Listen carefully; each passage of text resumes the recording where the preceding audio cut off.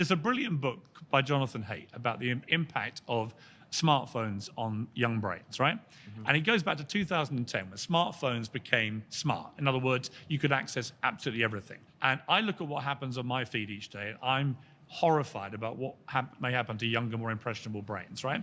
And so young people's brains have got scrambled. So since 2010, there's a direct correlation of young people who get ever more anxious, ever more depressed, in some cases, tragically, ever more suicidal. And it's been driven by this constant negative dopamine. So partly, I understand why what I call the weak, whiny, woke wastrels are like they are, because they're constantly getting overloaded with negative dopamine, which is making them think the whole world's about to end. In fact, as Steven Pinker has explained in great detail, statistically, this has never been a better time to be alive. There are fewer wars than in recorded history. People are living longer and Fallacy of healthier relative than in privation. recorded history. There's less child poverty than in recorded Okay, history. cool. Water is cleaner Yeah, than in recorded history, cool. etc., etc., etc. Problem is social media amplifying all the bad stuff going on, making young people think the world's about to end. It's not. So Hold on. There's a combination of the two things. This is the problem with people. If you hate America so much, why don't you go live in another third world country? Fallacy of relative privation. It's fucking stupid. It's an idiot point to try to make.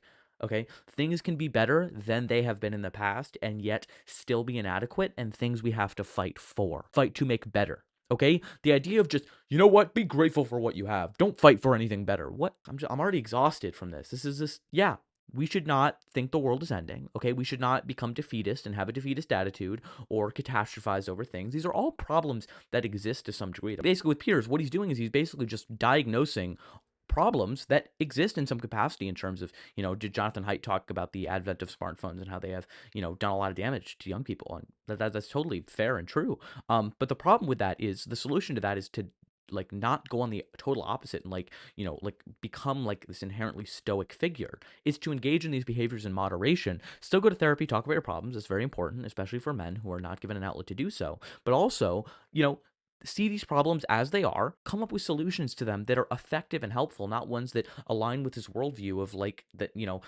that the left hates men. Okay, like it's exhausting.